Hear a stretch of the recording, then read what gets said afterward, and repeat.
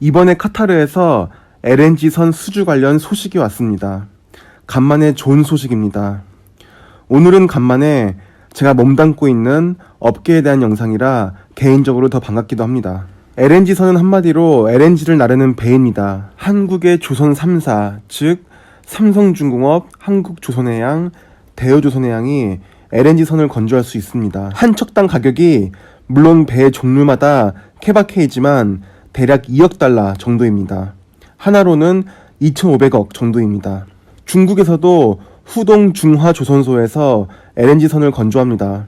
하지만 품질에 문제가 많고 운항이 중단된 사례가 많아서 아직 기술 수준이나 품질 수준이 한국 조선소가 넘사벽입니다. 이번에 카타르에서 중국으로도 발주를 내긴 했지만 내고 싶어서 냈다라기보다 중국이 거대 LNG 발주처이니 예의상 발주한 것입니다. LNG선이 LCD도 아니고 중국에서 기술 따라잡는다고 쉽게 수주받을 수 있는 아이템이 아니라 당분간 한국 조선소의 독주는 계속될 것입니다.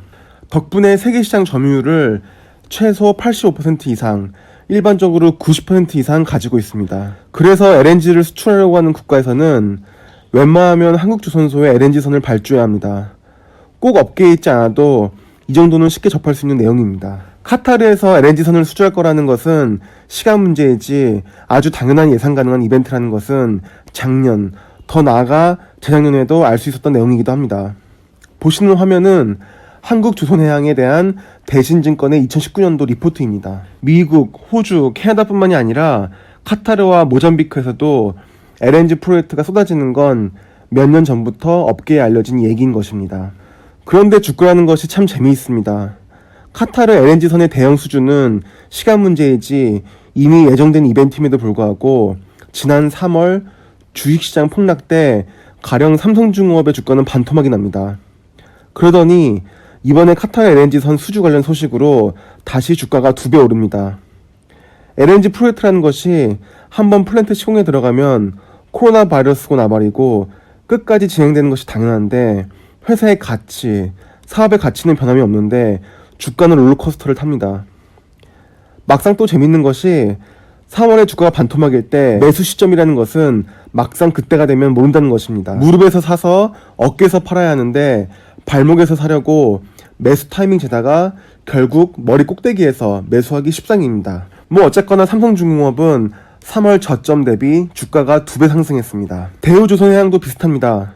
3월 달에 주가가 반토막 나더니만 이번에 떡상을 했습니다. 주가가 3배나 상승했습니다. 한국조선해양은 상승폭이 상대적으로 적지만 추세는 마찬가지입니다.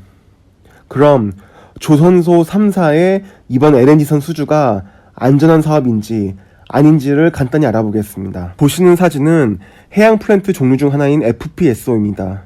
제 회사도 FPSO 관련 EPC를 진행해왔고 현재도 진행하고 있긴 합니다. 대당 가격이 8천억 달러, 하나로 1조에 육박합니다. 보기에도 일반 배보다 겁나게 복잡하게 생겼습니다. 실제로 엄청 복잡합니다. 여기 보시는 배도 FLNG라고 또 다른 해양 플랜트의 일종입니다. 역시 겁나게 복잡하게 생겼습니다. 과거에 현대중공업과 삼성중공업이 해양 플랜트들을 수주하면서 조 단위가 넘는 적자를 본 적이 있습니다. 결국 해양 플랜트 수주가 독이 되어 회사 근간이 흔들리기도 했고 엄청난 정리해고도 있었습니다. 요 근래 어떤 기사를 보면 조선업의 기본도 모르고 해양 플랜트 사업 당시에 적자 규모만 가지고 이번 카타르 LNG선 수주도 사업 실행 단계에서 적자를 보면 어떡하냐고 하는데 다행히도 LNG선은 매출의 5% 정도의 어마어마한 기술 로열티를 프랑스에 지급해야 한다는 점 외에는 해양 플랜트 같이 적자가 날 위험이 크지 않습니다. 해양 플랜트는 국가에 따라 시추 지역에 따라 그리고 오퍼레이터에 따라 설계 사양이 천차만별인 반면 LNG선은 설계가 상대적으로 복잡하지 않으면서도 저렴하지 않은 배이기 때문에 수익성이 좋은 사업입니다. 그럼 전세계 LNG 시장은 어떨까 간단히 보겠습니다. 보시는 그래프는 전세계 LNG 수출국의 수출량을 2040년까지 예상한 그래프입니다.